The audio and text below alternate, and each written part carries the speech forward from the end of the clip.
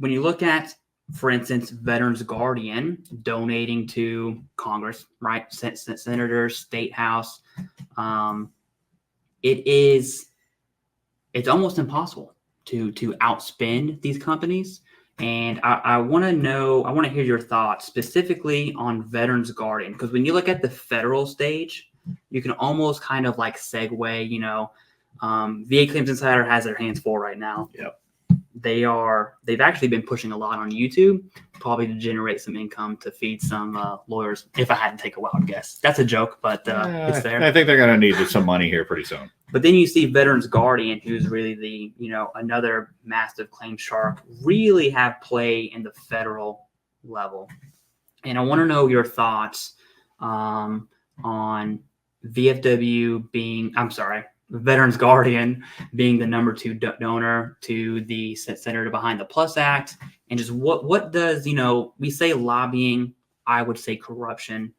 And I get that's a aggressive term, but it is what it is. You're Sure. paying for legislation to be passed, and it's morals and values are always twisted when someone drops millions of dollars in your lap. It is. I don't think I could make the right decision if someone said, "Here's $5 million." It would be. Oh, I think right.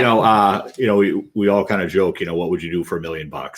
I'm sure we've all had that conversation before, sitting around your packs at the range, having those fun times. But some of this is some pay for play. If you look at, as you mentioned, Veteran Guardian, you can go to opensecrets.com, check out their lobbying profile. They've spent $1.5 million alone in the past 3 years just here in Washington, D.C. There's some of the other companies, Veteran Benefits Guide as well. They have multiple subsidiaries, so it's a lot more difficult to kind of pin down exactly which one. And that's just here in D.C. If we look around at what they're spending in the states to fight the state claim shark bills, there's some that we can point to.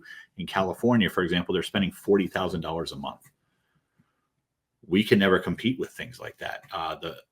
One of the false arguments that they make about VSOs is that we're all volunteers. We're not. Our veteran service officers are paid professionals. They're highly trained. But the folks who are doing our advocacy around the country are volunteers. So we have folks who are on, like, for example, the VFW's legislative committee, who are pushing for state bills around the country. They are doing this in their spare time. They are up against full-time lobbyists in every single state.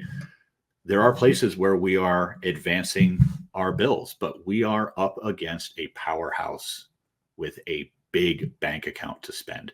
I mean, just imagine how much help you could give to veterans with $1.5 million extra for things, but instead they're spending it to continue getting their ill-gotten gains.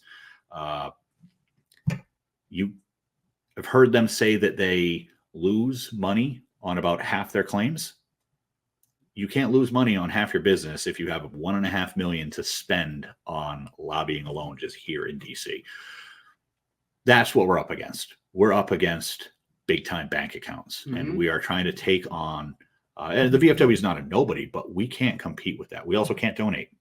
Our congressional charter, we are prohibited from doing so. So we are fighting that with one hand tied behind our back. Essentially being outclassed. We are being outspent left and right. But as our commander said in our testimony, we have the law and the moral high ground on our side, and we are not going to give up.